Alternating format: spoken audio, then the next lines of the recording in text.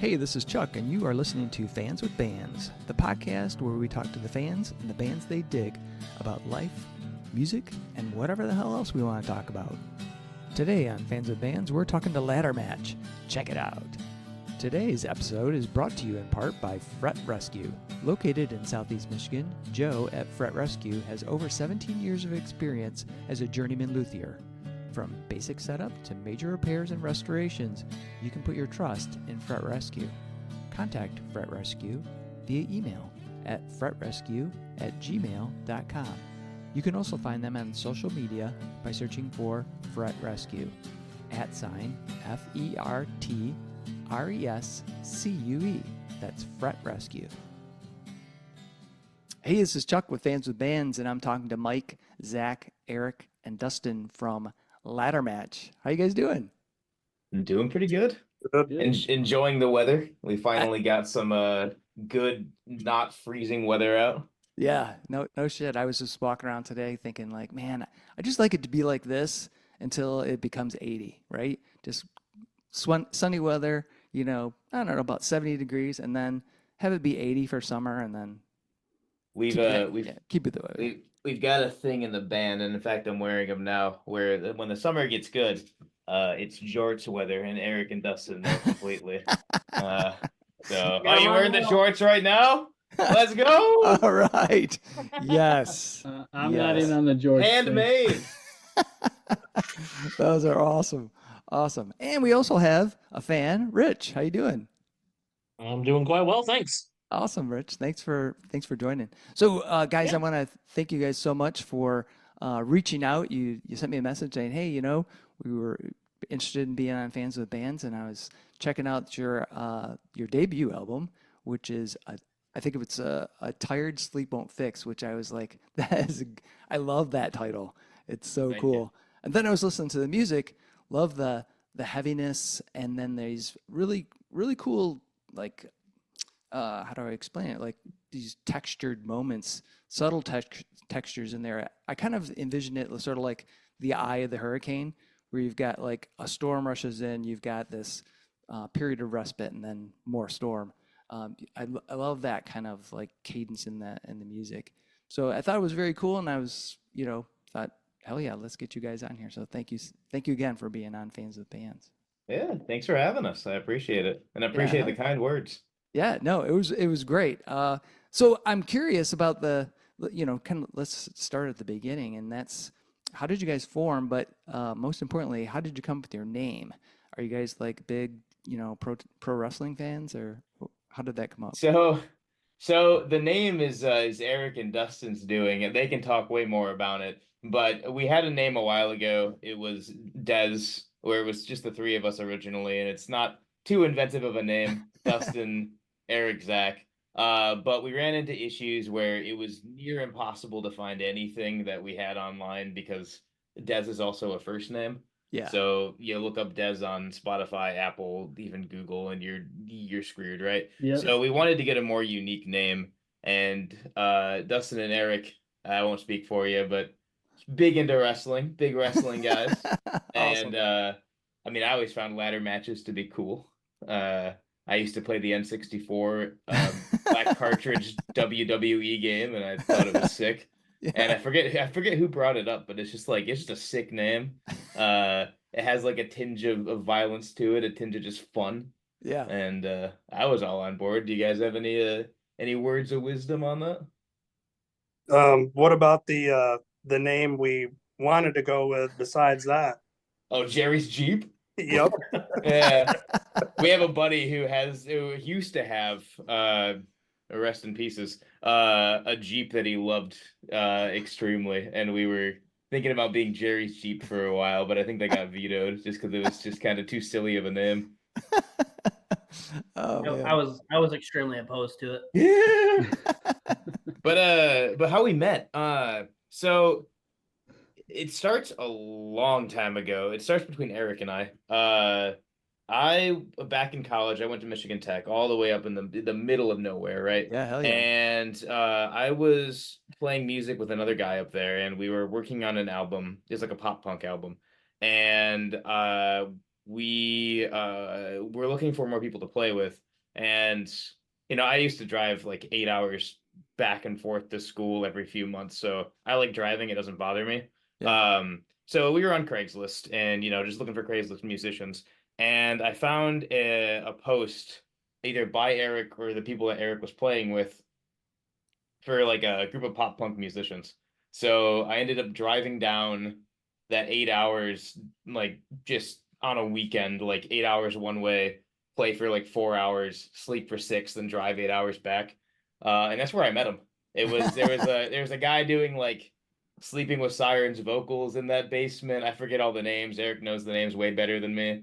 But we ended up meeting like that. And then it kind of fizzled out. Me and the guitarist at the time kind of had a falling out, and I kind of went dormant. But then I don't remember. Maybe you do better, Erik. But somehow we reconnected near the end of my college time, right? And I was doing an internship in Lansing, and we started talking again. And Erik was pretty gung ho on us meeting up and just trying it out. Just me coming out with my guitar. I had a Telecaster at the time and a pretty simple amp. Um, and Erik knew Dustin. So I go out to the garage and we're all sitting there, and it something just clicked. And in that first practice, we ended up writing our first song that we still play time to time again, and it's not a bad song. I like it a lot. Yeah. But it just kind of cemented in that moment that we click, we vibe, and we're able to move forward. And then we have the newest addition, Michael. And Michael's been a good friend of the band for years. He's been in kind of sibling bands to us. And when it came to writing the new stuff after COVID happened, right, and everything Yeah. kind of went on pause because doing shows were hard when you can't do shows, right? Right. We were coming back, and we were trying to evolve our sound, right? And try to add layers to it, add a bit more complexity than what we had before. But to do that, we needed more sonic layering, and we needed to have the ability to have mid tones covered and high tones as well to be able to deliver a package. And stuff like harmonizing and just general sonic depth, right? Right. So I think Erik messaged Michael, and Michael was pretty interested, and then the everything just kind of fell together after that. Awesome. Awesome. That's cool. So when, somebody comes up and they've never heard your band before, how would you guys, each of you, describe Ladder Match? No, I'll tell you what I think when I heard you guys. I heard like little aspects of like Deftones at the drive-in, Dillinger Escape Plan, maybe a little Converge in there. Just kind of a pretty wide spectrum. So how would you kind of dial it in for somebody that was like new to you guys and they were like, what do you sound like? Zach, how about you start? Yeah. So the way that I look at it is kind of like take the take kind of the Devil and God are raging inside me, or Daisy aspects of Brand New, sprinkle in a little bit of Elliott Smith's like uh chord variety, and then like you said, add some Deftones, just in your face, kind of both ambient but also really raw sound of guitars, Yeah. and then you kind of end up where we're at, and that's kind of where that's how I look at it personally. Awesome. Erik, how about you? What do you think? I've always kind of like when anybody's ever asked, to me, it's like it's heavy melancholy. 'Cause you have That's a good word. you, I like that. you have those angry parts, but like also very atmospheric and sad Yeah. Yeah. at the same time. I mean, I've I've struggled for a while now to find anybody that sounds like this, Yeah. but it's more and less just piecing together particular bands that have inspired us to make the sound that we came up with. Cool. Dustin, how about you? Anything else to add? I mean, I kind of agree, with what Erik said, the heavy melancholy. I mean, because if you listen, the lyrics, they can be sad. It's very depressing, but at the same time, just the riffs, the way that Zack writes, are very angry. And I think how that, you've mentioned that, you've heard different influences in our music compared to these different bands. I think that can come from just the different styles of music that each one of us in the band listen to, you know, in our own free time alone, how we try to maybe incorporate that in Yeah. within reason for, you know, because we still want to have what we're doing, you know, but it's, you know, my thought on it. Yeah. Yeah. Myke, how about you? I usually just say the same kind of stuff they all just said. It's not any different. Yeah, I get it. Rich, you know, as a person that enjoys what these guys are doing, what do you Mhm. think? What does it sound like to you? Yeah, I like what Erik said about the heavy melancholy because, in a certain aspect, it kind of reminds me of some Smashing Pumpkins. Melancholy and the Infinite Sadness had a baby with the Deftones, so it's like I like the heavy melancholy because that's what it feels like. And the I love the complexity of the chords. The guitar riffs are real heavy, and that's right up my alley. I've been a big hard rock, alternative rock, whatever you want to call it, fan since like I don't know the mid '90s or so. Yeah. So it's like a modernized, refreshing sound. Yeah, yeah, very cool, very cool. So the Well, thank you. debut, yeah, the debut album that you guys have out is "A Tired That Sleep Won't Fix." You know, again, love that title.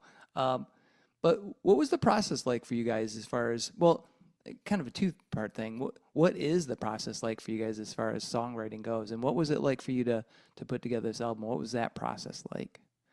Yeah, I mean, I can speak on that. Yeah. So how we end up writing is I usually I'll start an idea. And it'll either be like on an acoustic guitar or it'll be just kind of roughly recorded with like a MIDI drum pad and like crappy mics up to my amp. And I usually just get the structure down and I purposely keep every part as simple as possible to just kind of solidify a structure for us. And then I'll take these ideas and I bring them forth to the boys. And usually we decide in like a practice or two, do we actually want to move forward with this idea or is this an idea we want to shelf? And honestly, we shelf most of what we bring forward, right?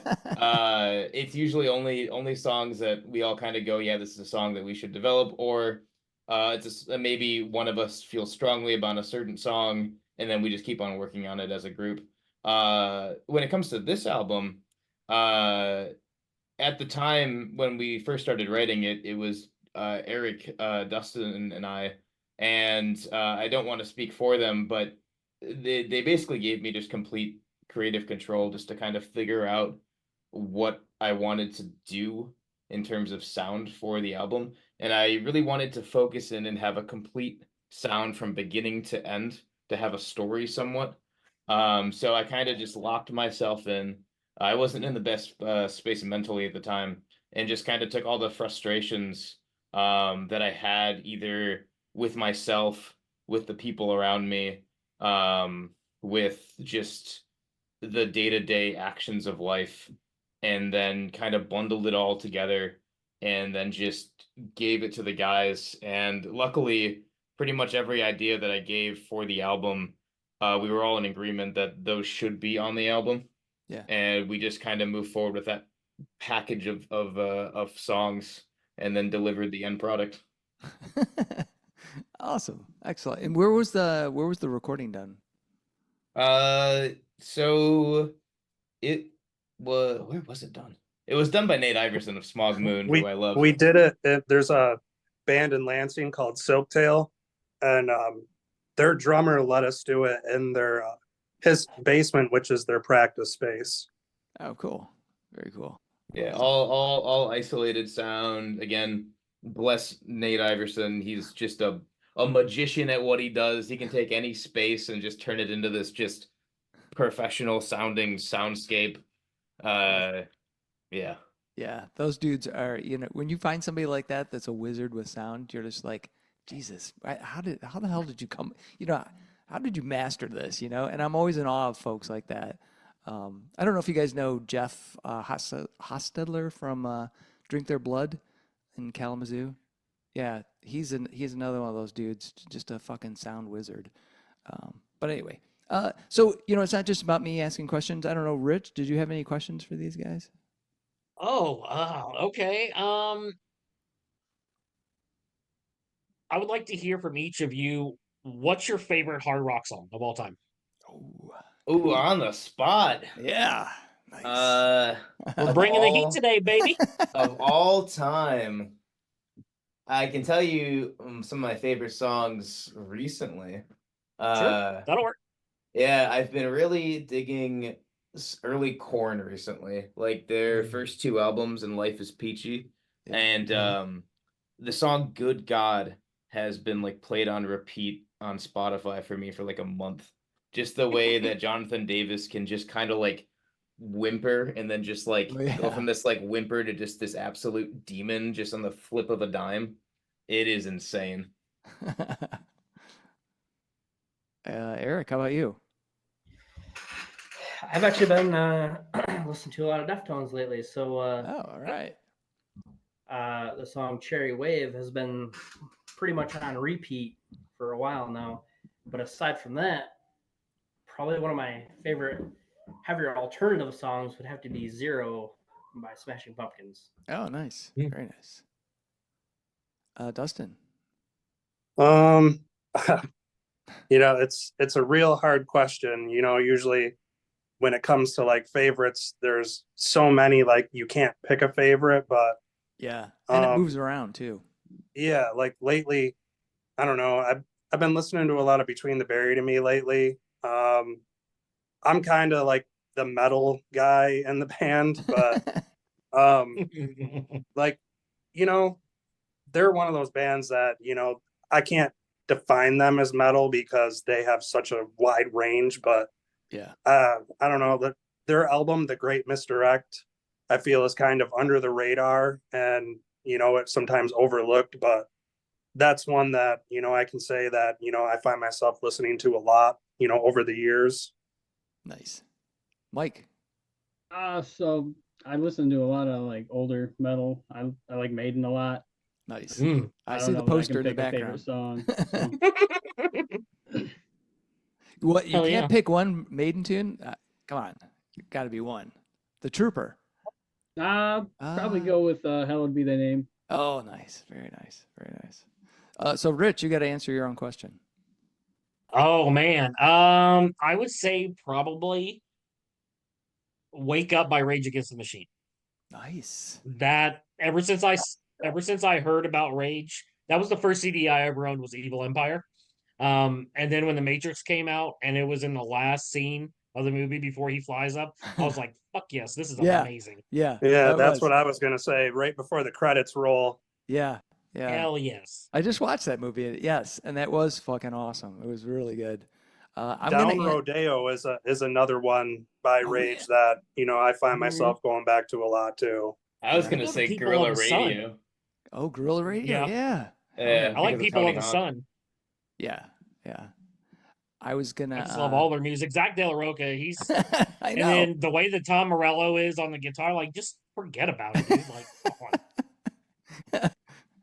I was gonna throw out "The Pot" by Tool. Good choice. Okay. Yeah. So there you go. Yeah. Although I haven't listened to that album in a while. I've been in a black metal phase, so or classic rock. I was just listening to some Mac Davis. I have been in such a trashy taste in music recently. It's been like it has been nonstop like Limp Bizkit, Head PE, Corn, Yes! Snot, like that. Oh. I love that era. That's so Yeah. much fun. It's just You're it's just missing out on Our Lady Peace, man. Oh, Our Lady Yeah, Peace. that's good too. Our Lady Peace. Yes. Zach is the new metal guy. That's me, dude. I'm 43 years old, just had my birthday in March, and like Bush is my favorite band of all time. And it may be Hell yeah. ridiculous, but I fucking love them. No, Yeah. 16 Stone is a really good album. Hell Start yes. to finish. Razor Blade Suitcase, all of them. So if how you want to, Oh, if Rich, you how want about? to, Oh, go ahead. I was gonna say if you want a controversial band that the band likes in this band, you just got to bring up Creed. Oh, So I love Creed. I love Creed too. I don't Yeah. care. Mark Tremonti's an amazing guitarist. I drive these boys mad in practice because I've Oh, learned a few God. Creed songs on guitar, and Dustin will egg me on. He'll start doing the I drums, was and I gonna can't help say, myself. I don't think it's all of us. I think it's just Erik. oh man. So Oh, Oh. dude, Oh, we what if lost it's a him. banger? I don't care what anyone we says. lost him for a minute. He Uh, was so stunned by He the rage Creed quit. statement. He rage quit. Oh man. So I wanted to ask you guys about a particular tune on the album, and that was "The Fool's Waltz." Oh, that's my favorite. Yeah, it's like so different, and I love the idea because it's a waltz, 3/4 time, right? But very cool tune. And then you throw in that's a sax, right? Somebody's playing a sax on that thing. It's me. The sax is over here somewhere in a case, but yeah, Oh shit!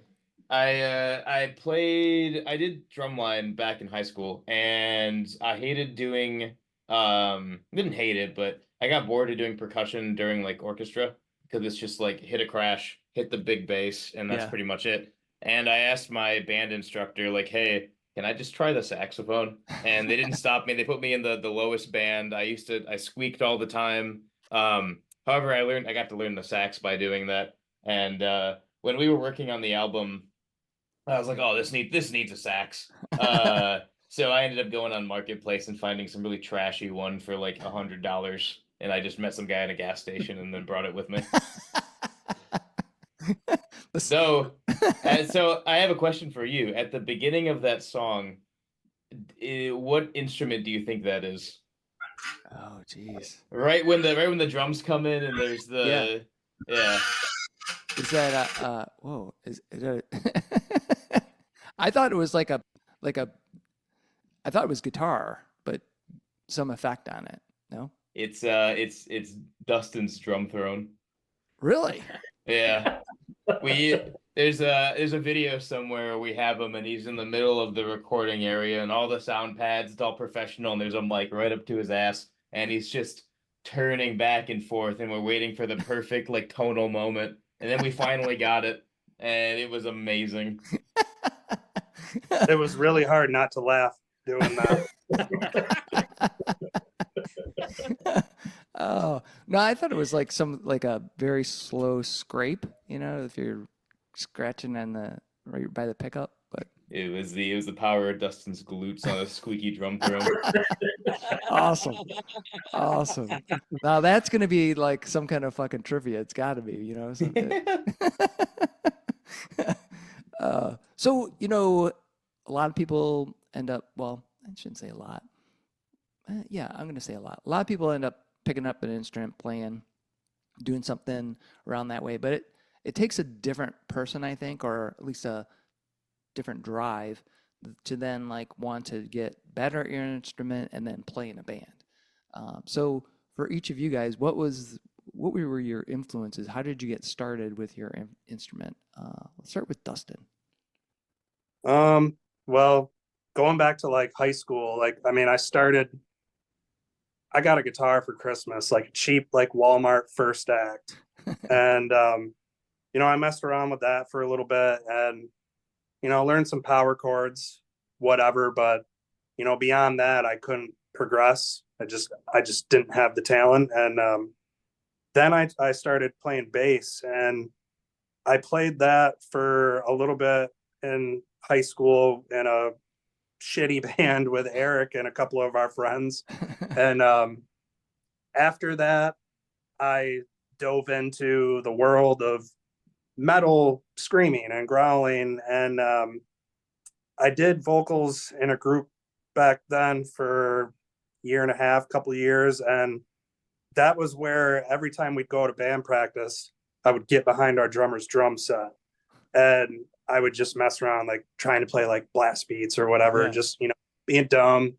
And then a few years after that, it was, I had enough money saved up to piece together a cheap little secondhand drum set. I called it the Neapolitan because I had like black snare, blue rack toms, yellow floor tom, just multicolored that I got from different people. And just growing up on classic rock from my parents, my early in my life, hearing those songs so many times, they're embedded into my brain. So I would just put headphones in and listen to, Zeppelin or Black Sabbath or, those types of things. And I would just play along.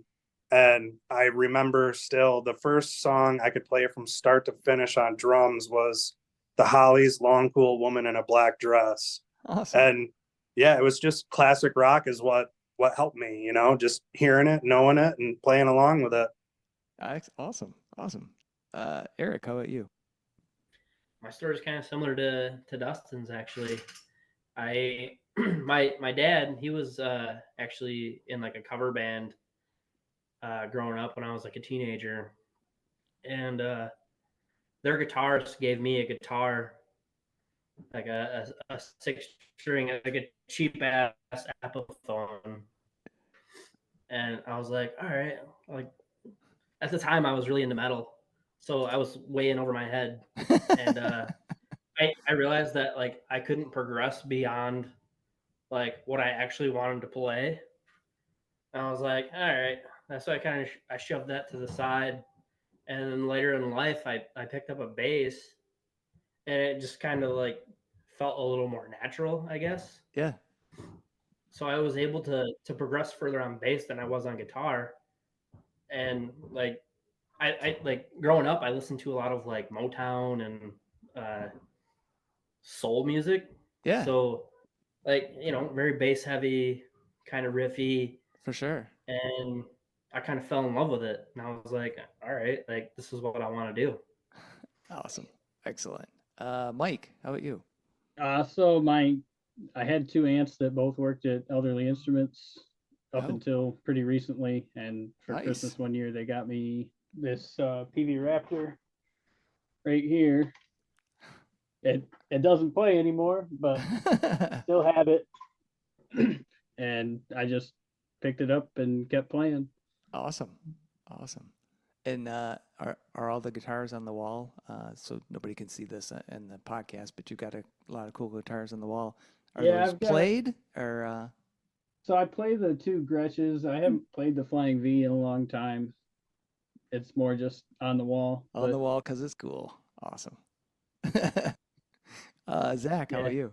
Yeah, I was a little melodramatic, little emo-y teenager, and I was also a weirdo. So when I was like 14, 15, I was trying to write like orchestral pieces. And I was doing drumline in school, and I'd always been a drummer. I had a first act drum kit for a while. But being the little attention-y, little melodramatic boy I really wanted to start singing. And it's hard to sing and drum at the same time. So I started picking up the acoustic guitar because I was just being of that age. I was also really big into singer-songwriters at the time. So I just started to pick up the acoustic guitar, and I pretty much didn't touch electric until for like 5-6 years, and I was just playing acoustic. And I just got better and better at it, and just started playing with chords and weird tunings. And over time, grabbed an electric. I really didn't play much electric until honestly I started playing with Dustin and Erik. Back then, I didn't understand effects at all, and then we just started grabbing more and more. Like, hey, you want distortion? We should just grab this pedal that does it for you, and kind of move forward from there. Awesome. That's great. So, like singer-songwriter, like what kind of stuff were you doing then? Who were you interested Matt in? Nathanson. I actually have a story about this, and if he ever hears this, I'm so sorry. So Matt Nathanson, so I was obsessed with his songwriting style and stuff like that when I was a teenager, and I was part of his fan email list. Awesome. And this might get me in trouble for saying, but I'll say it anyway. In that fan email list, he, to his special super fans, because he's a singer-songwriter, he gave a download link to his new album that had not come out yet, right? And me being a teenager, I was like, dude, this is amazing. I want to show people this. So then like a week or two before the album came out, and this is like a professional album that has like Barbara Streisand or something like that on it, like act like big, right? I uploaded it all to YouTube. And all those videos now have millions of views. I didn't monetize it because I was scared that I would get in trouble. So, but they have more views than the actual videos that the record label uploaded. And it's just because I was a dumb kid and I was like, oh, people like this song Run, everybody like Yeah. modern. The album's called Modern Love by Matt Nathanson. And if you look up that video, you'll find my old cringy teenage name that I had, and you'll find all these videos. And I think in the description, I was like, I do not own this. Please don't sue me. Yeah. So whoopsie. I'm sorry, Matt Nathanson, if you ever somehow stumble onto this recording. Yeah, you were like a big inspiration to me, and I was just a dumb kid. That's awesome. I think you need to monetize those, Zach. Yeah, hell yeah. Yeah. I Retroactively. think I'm gonna send these to them. So that's actually a good segue because I was going to ask, like, and this may or may not be the answer that you want to give, Zach, but for each of you, what was your like, and I know again it's like the Rich's question about like favorite song, but what was the most influential album you think in terms of the music you're making today? Oh, that's actually kind of easy for me. Well, I say it's easy, but then I'm trying to remember the name of the album. It's Elliott Smith in general is the person I draw the most from in just terms of how to convey a story and how to convey just the complex kind of chords and soundscape to convey the sort of emotion you want to go for. And specifically it's Either Or. And that album influenced me then, it's influenced me now. That's probably like my top album of all time. Excellent. Myke, how about you? I'm pretty new to contributing to songwriting in the band, so I don't really have much influence yet, but I like to bring guitar harmonies. That's my main thing that I like to play. So Yeah. Is there an album that you think kind of reflects that desire?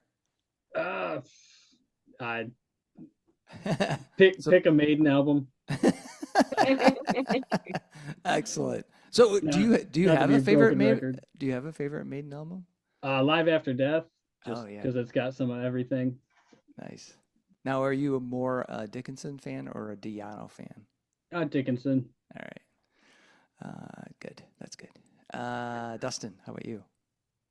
I don't know, as far as like drum influences for our songs, like that's hard because it's basically, Zach playing whatever he comes up with, and then I want to, put my drumming to that, Yeah. Yeah. but like it can vary on what I'm listening to at the time, like what I hear, and then it's, I might try to mimic something from that drummer or that style of music, throwing something like that in there. Yeah. Do you have a particular album that you can think of that is like a favorite drummer? I like Tim Alexander from Primus a lot, so like Pork Soda and Tales from the Punch Bowl, I think are both incredible what he did on those. Yeah. Yeah. Erik, how about you? I think like some of the things that influenced me on this was like, for one, like we get the Deftones things, like the Deftone comparison quite a bit. Mm-hmm. So like when I listen, I hear a lot of like Saturday Night Wrist, kind of with the soundscapes. Yeah. But like bass wise, like growing up, I was always a fan of the bassist from Descendants, which I can never incorporate into this, but he's always been my influence. Carl Alvarez is his name, but like Daisy, the album Daisy by Brand New, like is another probably huge inspiration. But like outside of that, like everything that I listen to outside of the band, inspiration wise, could Yeah. never be incorporated into this band. But you know, Yeah. it's But whatever. I think some of that does though leak into your, you know, because you've all kind of mentioned a little bit that some of the things that you that influence you or that you like the way they sound, you're not necessarily trying to exactly copy the, you know, particular riff or somebody's playing style, but it does kind of leak in. And then there's just the, you know, I mean, it sounds dorky, but there's that specialness. Each of us has our own kind of voice, you know. I pick up a guitar, it's going to sound completely different than any of you guys playing guitar, right? Because I've got my own kind of, it's me, right? But if I want to play some Maiden, you know, I'm not going to sound like Dave Murray, no matter how hard I try. But, you know, I still may love, you know, some of those galloping riffs and those triplets and shit. So, yeah, I think it all kind of bleeds through.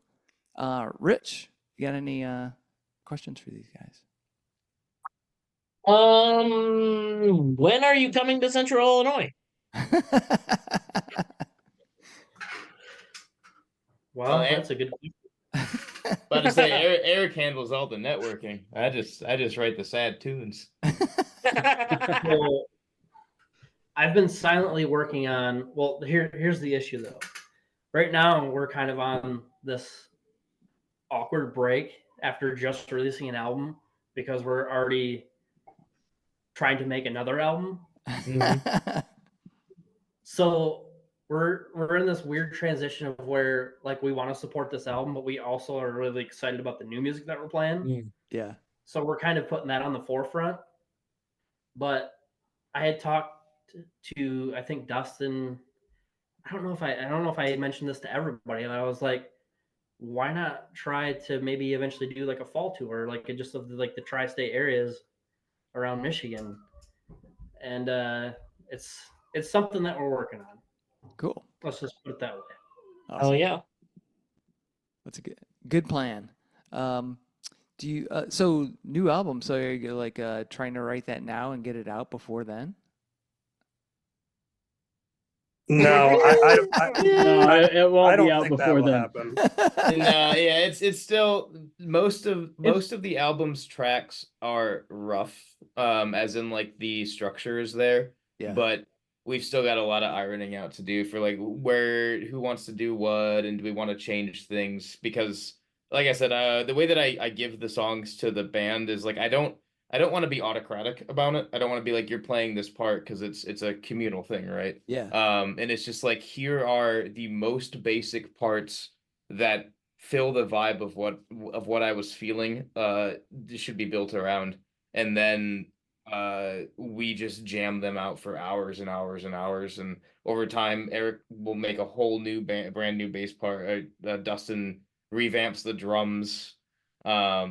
And like Michael's been adding parts as well on top of what I had for just the guitars, and it just forms this just brand new baby. Yeah. So it's still kind of in the super rough stage, but right. So I'm hoping for next year. Nice. So it's basically in the oven, getting, you know, it's doing its thing. It'll be out next year. Cool. Yeah. So speaking of like the you know, doing like a tour and that kind of stuff, if you guys could play anywhere in the world, where would you want to play, and who would you want to have on the bill with you? Let's start with Erik. Ooh, that's a toughie. Okay, this like none of this is correlated in any way, but one, I've always wanted to visit Japan. Oh, cool. Yeah. Two, love the band Thursday right now, like completely obsessed with them. Like it would be a dream to open for them. Nice. Beyond them, I have no idea. Like we're having such a hard time finding bands that we mesh well with live. Yeah. So it's just like, but Thursday, I feel like we would fit in with them with their big atmospheric sound. Right. Right. Yeah, that would be cool. And Japan, why, you know, what the hell? Dustin, how about you?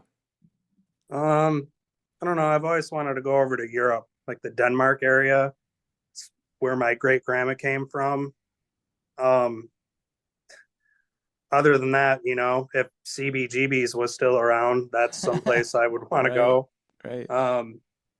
As far as, you know, opening for, I don't know, you know, like I mentioned before, Primus, even though, you know, completely different sound, but I am all for different sounding bands playing with each other. I think those shows are fun.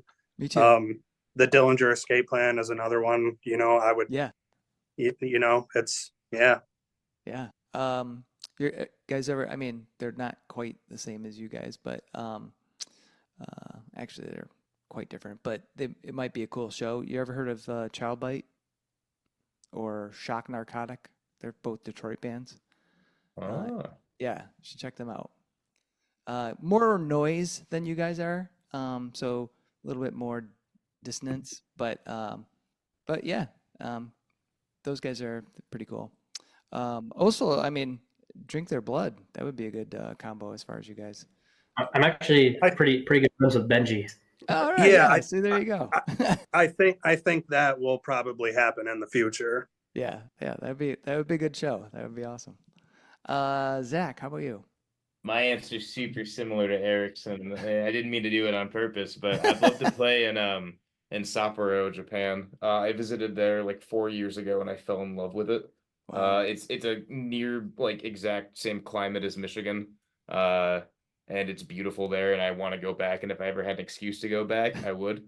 And the band I'd play with is also similar. The inner black jean chain wearing teenager comes out in me, like My Chemical Romance. It'd be beyond a dream to be able Right to on. to open for Gerard Way, just to meet the man, shake his hand, the whole band, Yeah. Mikey, Frank, all of them. Excellent. Mike, how about you? Where would you like to go? Uh, I don't know. I'll go Australia and ACDC would All be sweet. right. Yeah. We'll dream big. Yeah. Hell yeah. That would be great. Especially, yeah, a tour in Australia. That seems like that Yeah. would be cool. Then head over to maybe New Zealand or something like that. Hell yeah. And then, well, as you were doing like the Far East, you could hit Japan and go, over Yeah. to Australia. I think it's coming together, guys. I think, this needs to be a plan, like the 5-year plan or something like that. I like where your head's at. So, as part of that kind of like getting your origin is a question I like to ask quite often is, what was the very first album or CD or whatever besides Zach's ripoff of Nate Matheson's album? But what was like the first album you got that you bought with your own money? And it could have been somebody gave you $5 for your birthday and you downloaded a song. But what was that album or tape or CD or whatever, Dustin? Um, it's hard to like pinpoint exactly. Um, when I was in 6th grade, I had a paper route with my dad on Sundays, and he would drive. I would, you know, put them in the mailboxes. It was out on like dirt roads around where we lived. And every week I would get 20 to $25 for that. And Nice. I would always buy at least 1 or 2 CDs, depending on how much they were. And back then, I System of a Down's self-titled was one that I remember buying with my own money. Slipknot's self-titled, Deftones, Around the Fur, White Pony, just a lot of the new metal that Yeah. was in at the time in the late 90s back then. Cool. Erik, how about you? I actually, I remember getting allowance when I was a kid, and I was probably between 7 and 10, and I bought 2 albums. And my brother was kind of the influence on this because he listened to a lot of like 90s alternative. And Rich, you're gonna love this. So the first 2 albums I ever bought with my own money was Smashing Pumpkins, Melancholy and Infinite Sadness, Nice. which is like Yeah. probably my favorite album of all time. Awesome. And then Bush's 16 Stone. Oh, nice. Excellent. Excellent. Mike, how about you? So I kind of similar to Erik, just had allowance, and the first two that I remember buying were Kid Rock, Devil Without a Cause, Nice. and Oh Offspring boy. Americana. All Hey, right. Oh, yeah. I bought that Kid Rock album back then too, so don't Yeah. feel bad Yeah. about it. Mine got confiscated by my mom, and now she's a huge Kid Rock fan. Well, that's why you needed to get the Kmart version. Awesome. Awesome. Zach, how about you? Yeah, I remember it pretty clearly. I'm aging myself when I say this. I was a little kid. I got some birthday money, and Linkin Park's Meteora had just come out. Good My album. dad had Hybrid Theory on CD, and I loved Chester Bennington's voice. I loved the raps, and I bought that CD with money at Target, and then I would play with Bionicles while I listened to that CD in a little plastic jukebox all the time, and that CD is very special to me. I still have it somewhere. Awesome. Awesome. That's great. And Rich, how about you? Yeah, like I said earlier, my first ever was Rage Against the Machine, Evil Empire. Nice. Very nice. Man, that's a hell of a first album to start off with. And I got introduced by my girlfriend at the time. She's the one who introduced me to Rage. And then she let me borrow her Melancholy and the Infinite Sadness CD right after that. So, Oh like, man. those two albums were, that was like some of the genesis of my rock. That's awesome. That's fantastic. So another question, it's sort of along that same line. What was the very first concert you ever went to? Let's start with Zach. I was very little, and it's another band that I love. It's a whiplash compared to everybody else's musical taste. But my parents love the band Train, and this is like Oh way yeah. before Hey Soul Sister. This is like back when they were kind of more like soulful and like kind of this like American South sort of sound. Yeah. And I remember going to that when I was just like wee little, like 4, 5, 6. And it was at Pine Knob, and I fell in love with just how much was going on. Yeah. Yeah. Hell yeah. That's awesome. Myke. Aerosmith and Cheap Trick at Pine Knob with Oh, my parents. nice. We went. Nice. I was in like third grade. So. Excellent. That would be a good show. Dustin. Ozzy Osbourne with Rob Zombie and Mudvayne at Whoa. Van Andel Arena. My mom took me to it, and she made me go to school the next day, and I begged not to. Awesome. Now, were you going to see Ozzy, or was it the whole package? She was going to see Ozzy. I mean, I wanted to see him too, Yeah. but I, at the time, being young and preteen, I was excited about seeing Mudvayne. Mudvayne. Yeah. Yeah.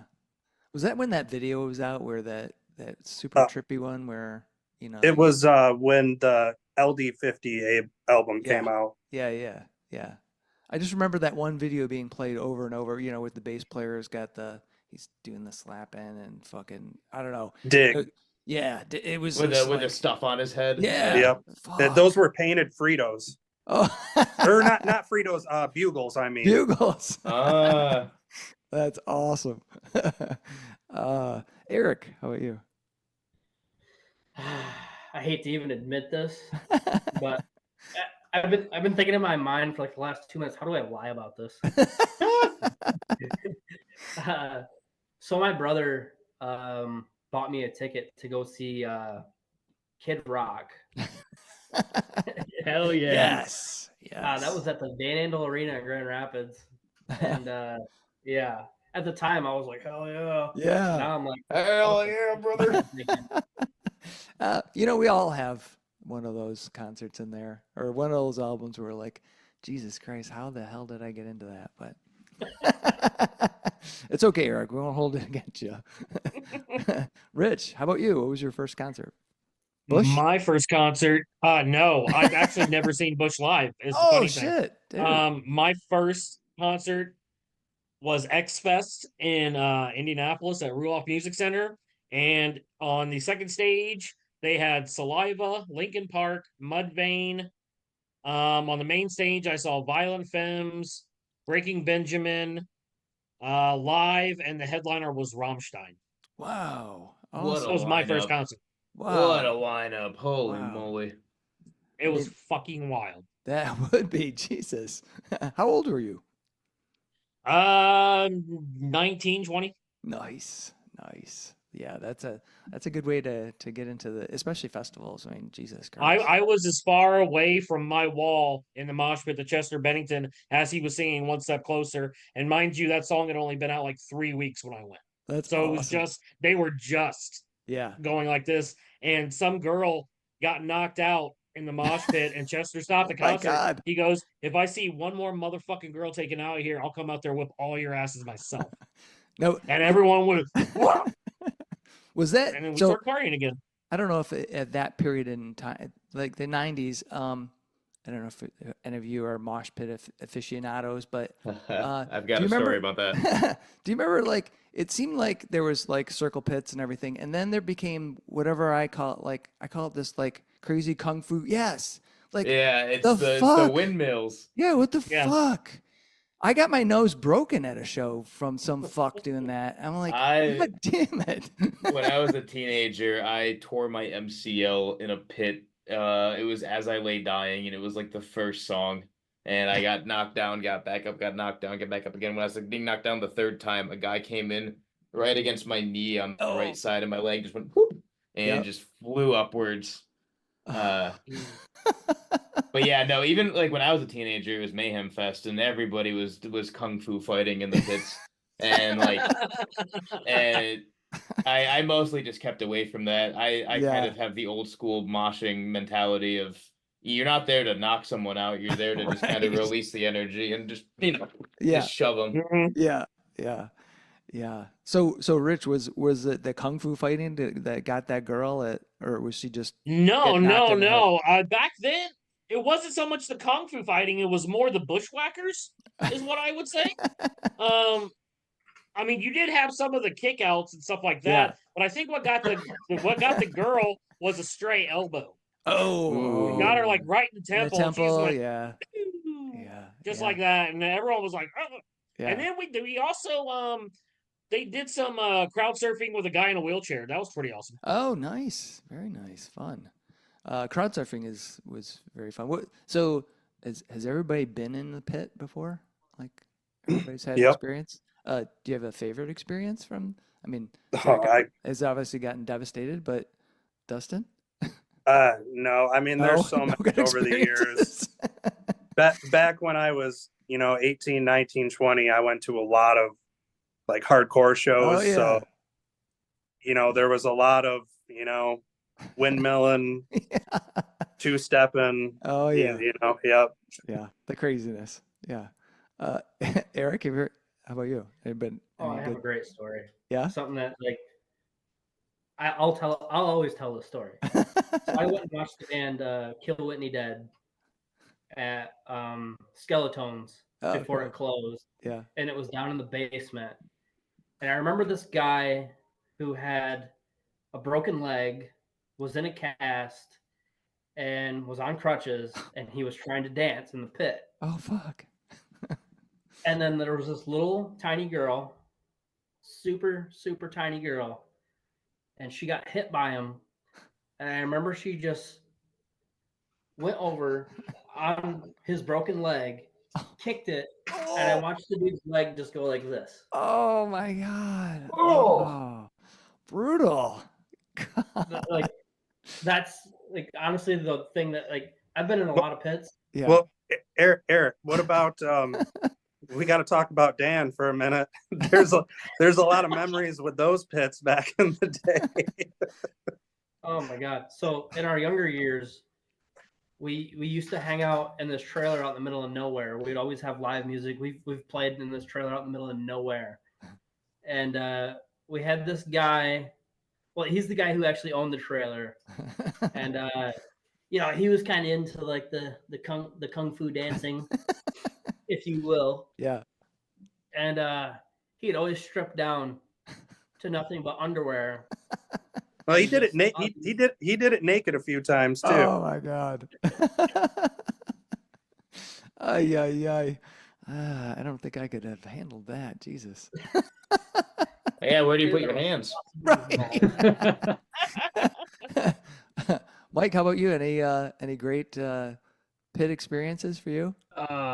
Every time that I've been to the Gathering of the Juggalos, just getting soaked in Soaked? Fago, and it's the biggest pit that I've been in. Yeah, and the floor gets super slippery. It's Well, first like when it first happens, and then it's super tacky. Yeah. Well, that's always outdoor, so it's just a big mud pit by the end of it. But Oh yeah. Well, I've never seen the Juggalos, but I've seen Guar, and they I, spray all I kinds of saw shit out Guar at the there. Gathering. Yeah, and it's just like, and it was inside, and it was like, Jesus Christ, people would just fall on their ass just because, because the floor is wet as fuck. But anyway, Zach, any? Yeah. Yeah, the So I brutal had experience. I had the brutal experience, but I went to Mayhem Fest every single year when I was a teenager, and there was one time I went. Don't know what band was playing, but I'm not a small guy. I'm 6 foot. I weigh about 200 pounds, and you wouldn't think of a guy like that to be crowd surfing because who's gonna carry you? But I was in the middle of the crowd, and behind me were these two like 8 foot tall just giants, right? And we were having a good time. I talked to them. I was just a dumb teen. And they look at me and go, "You want to crowd surf?" And they're like screaming. I'm like, I kind of went, "Sure." And because they were giants, they just picked me up and they forced everybody to crowd surf me. And I'm struggling to the front because I'm hard to lift.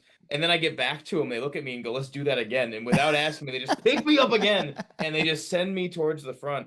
And there's a YouTube video that you can like just see me, and I'm just like, oh. It was one of my favorite memories because I would have never guessed in my life I'd be able to crowd surf. That's awesome. Awesome. Rich, how about you? What was any great pit experiences? Yeah, that the one I was talking to you about. That was it? It was my first concert. It was my first mosh pit, Yeah. and on the opposite side of Zach, I'm like 5'6" on a good day.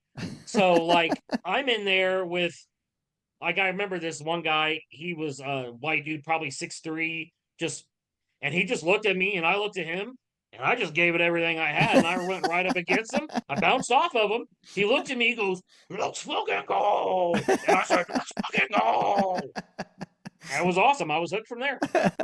That's awesome. Oh, fantastic. Well, guys, I want to thank you so much for being on Fans with Bands. I've just got one last question for each of you, and that is, pineapple or no pineapple on pizza? Let's go with Zach. No pineapple. It's too acidic. It takes away from the glory. That is the cheese. That is the meat.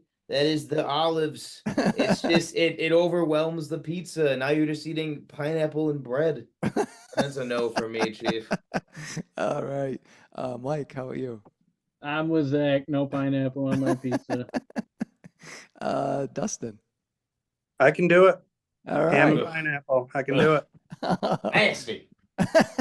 Eric. I am a big fan Oh, a of big the fan. classic Hawaiian pizza. Oh, nice. Nice. Rich, how about you? Hell yes. You get yourself a good pineapple and grilled chicken pizza? Oh. Get out of here. Awesome. Well, I'm going to side with Zach and Myke because fucking fruit needs to be by itself. That's Like not- a bite, and Tomato and fruit? it's just juice. And then you're like, oh boy, I'm drinking a juice on bread. Nasty. Oh, yeah. Well, guys, thanks again for being on Fans with Bands. I really appreciate it. Yeah, thanks for having us. Yeah. All right. Thank you so much for letting me tag along. Yeah, hell yeah. All right. Talk to you guys later. Many thanks to Zach, Myke, Dustin, and Erik from Laddermatch, along with Rich, for joining me on this episode of Fans with Bands. Laddermatch play powerful, kinetic music, and it was a pleasure getting to talk with these guys about how the band came together, their debut album, A Tired Sleep Won't Fix, musical influences, and so much more. Laddermatch are currently working on new music, even though they just had that debut, and they plan to hit the road this fall. Stay tuned to their website and socials for all the information. See the show notes for all the details and links. Bands are nothing without you, the fans. Purchasing music and merchandise is critical to their survival. If you can help out your favorite bands, please do. If you're in Michigan, consider following the Playing in Detroit area tonight and SE for Southeast Michigan Music Facebook pages. They are fantastic places for bands and bands to support each other and share our combined love of music. Thank you all so much for listening. Be sure to hit subscribe on your favorite podcast service to get each and every episode of Fans with Bands. Spread the word by rating the show, telling your friends, telling your neighbors, telling your family, telling your priest, tell everyone, and leave a comment. We want to hear what you think. You can keep in touch by following us on social media. This is a Life in Michigan production. Until next time, be well and kick out the jam.